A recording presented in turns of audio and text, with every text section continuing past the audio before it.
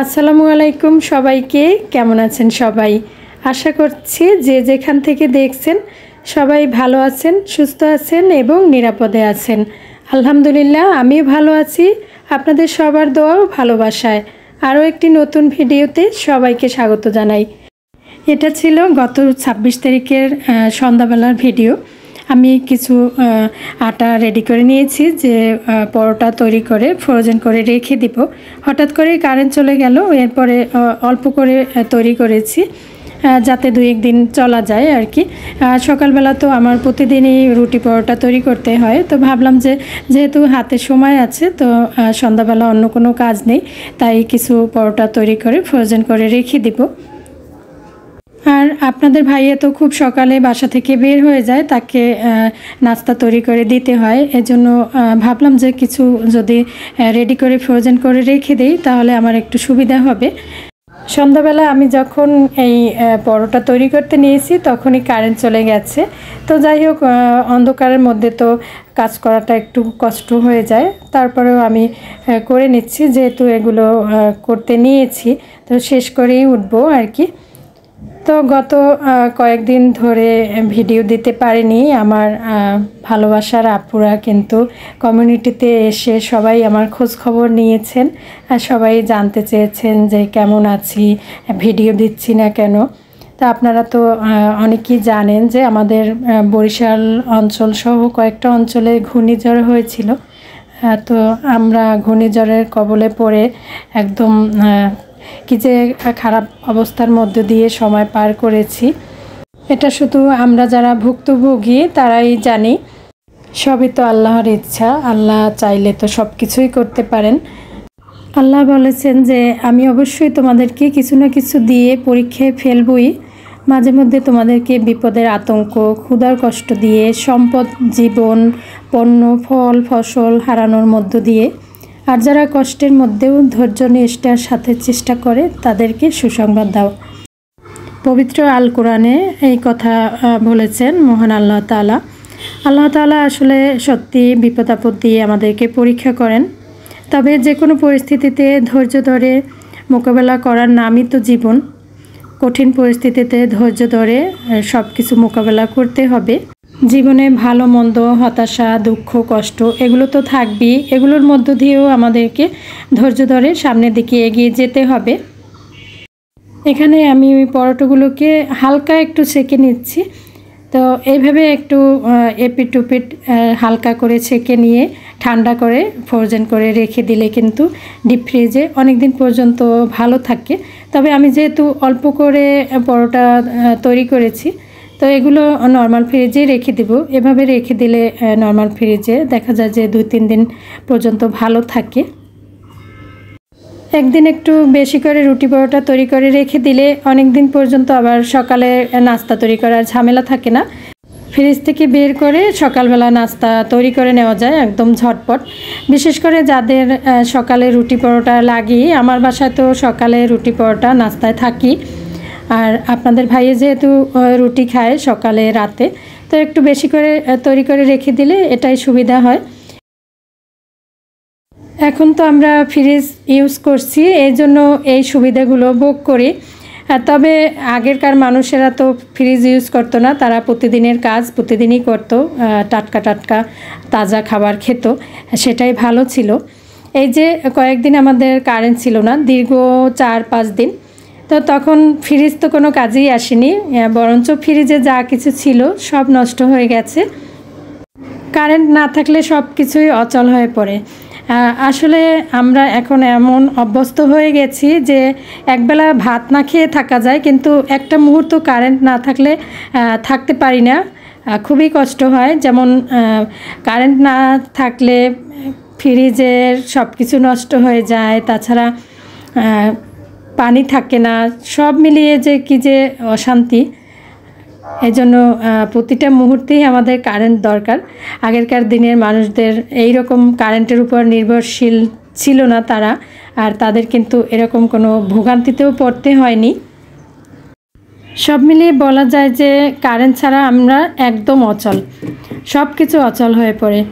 তো যাই হোক, এই যে আমি পরোটাগুলো ঠান্ডা করে ফ্রিজে রেখে দিয়েছিলাম, আর পরের দিন আবার বের করে সকালবেলা এই তো ভেজে নিচ্ছি সকালের নাস্তার জন্য। গত 2 দিন আগে কমিউনিটিতে একটা পোস্ট দিয়েছিলাম, তো আমার বন্ধুরা সবাই আমাদের জন্য দোয়া করেছেন। সবার প্রতি আমি অনেক অনেক কৃতজ্ঞ, মন থেকে সবার জন্যই অনেক অনেক দোয়া ও ভালোবাসা রইল।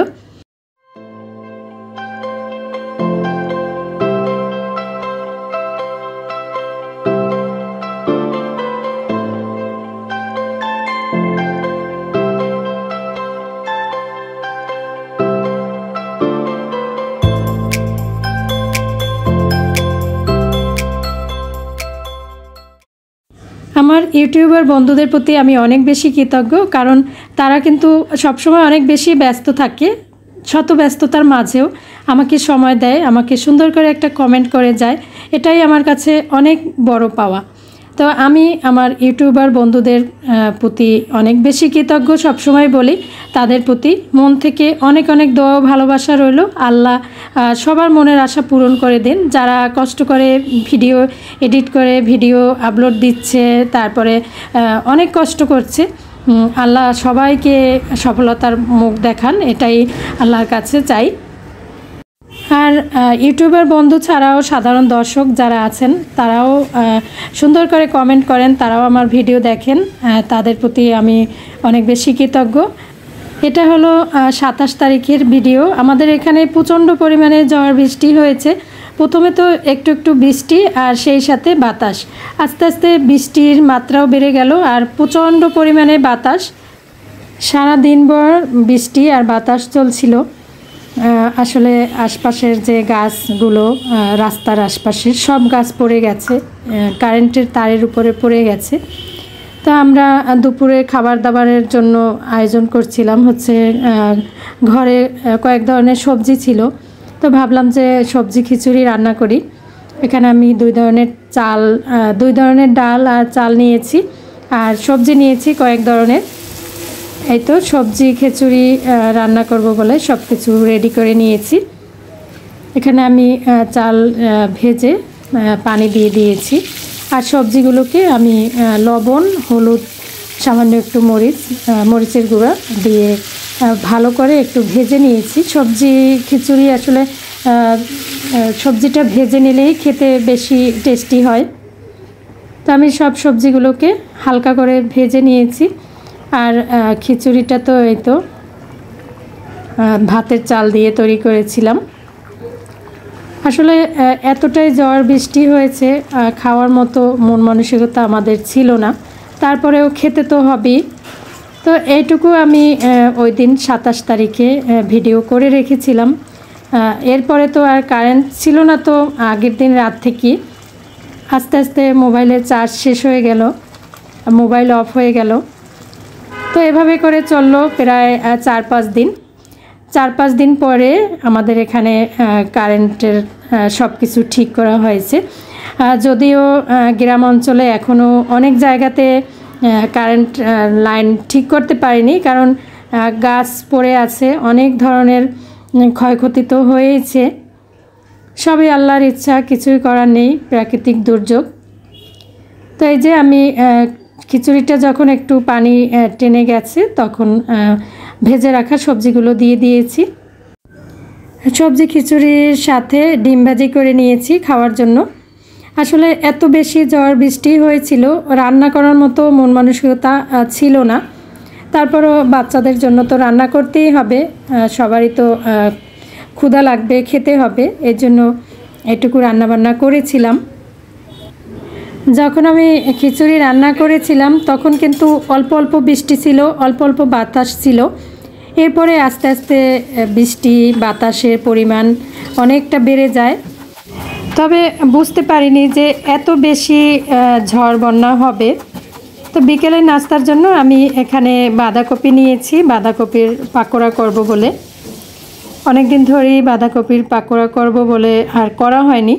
তো বাঁধাকপি ছিল ঘরে, ভাবলাম যে একটু পাকোড়া তৈরি করে নিই। বৃষ্টি বৃষ্টি হচ্ছে যেহেতু বাঁধাকপির পাকোড়া খেতে ভালোই লাগবে বিকেলবেলা বা সন্ধ্যার নাস্তায়। তো এখানে বাঁধাকপিগুলোকে কিন্তু আমি একটু লবণ দিয়ে মেখে রেখেছিলাম। এরপরে বাঁধাকপি থেকে পানি বের হয়েছে, পানিটা চিপে বের করে বাঁধাকপিটা নিয়ে নিয়েছি। আর এর সাথে পেঁয়াজ কুচি, রসুন কুচি, ধনিয়া জিরার গুঁড়া, কাঁচামরিচ কুচি দিয়েছি, আর হলুদ মরিচের গুঁড়া দিয়েছি সামান্য। তো এগুলোকে ভালো করে মেখে এর মধ্যে আমি দিয়ে দেব কিছু পরিমাণে হচ্ছে বেসন আর চালের গুঁড়া। তা আমি যেভাবে তৈরি করি বাঁধাকপির পাকোড়া সেটাই আপনাদের সাথে শেয়ার করছি। এই তো চালের গুঁড়োটা দিলে হয় কি পাকোড়াগুলো একটু মচমচে হয়, খেতে বেশ ভালো লাগে। তো এই যে আমি সব কিছু ভালো করে মেখে নিয়েছি। স্বাদমতো লবণ দিয়ে দিলাম, আর আমি একটু সামান্য পরিমাণে চিনি দেই পাকোড়া তৈরি করলে, এতে করে খেতে একটু মিষ্টি মিষ্টি লাগে, ভালো লাগে। আমার বাসার সবাই একটু মিষ্টি মিষ্টি খাবার খেতেই পছন্দ করে, এই জন্য দেখা যায় যে কোনো ধরনের পাকোড়া তৈরি করলে হালকা একটু চিনি দিয়ে দেই, এতে করে কিন্তু খেতে খারাপ লাগে না, ভালোই লাগে। তাই তো আমি তেলে ভেজে নিচ্ছি। এতক্ষণ ধৈর্য ধরে যারা আমার ভিডিওটি দেখছেন তাদেরকে জানাই অসংখ্য ধন্যবাদ মন থেকে, তাদের জন্য অনেক অনেক দোয়া ও ভালোবাসা রইল। যারা ভিডিওটি দেখছেন যদি একটু ভালো লেগে থাকে তাহলে একটি লাইক দিয়ে দিতে পারেন। আর নতুন বন্ধু যারা আজকে আমার ভিডিও প্রথম দেখছেন, যদি এতটুকু ভালো লেগে যায় তাহলে চ্যানেলটিকে সাবস্ক্রাইব করে রাখতে পারেন পরবর্তী ভিডিওর নোটিফিকেশন পাওয়ার জন্য।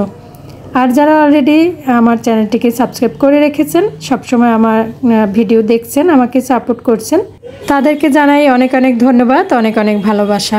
এই ছিল আমার আজকের ভিডিওটি দেখার জন্য সবাইকে জানাই অসংখ্য ধন্যবাদ। সবাই ভালো থাকুন, সুস্থ থাকুন, কথা হবে পরবর্তী ভিডিওতে। সবার জন্য দোয়া রইল, আমাদের জন্য দোয়া করবেন। আল্লাহ হাফেজ।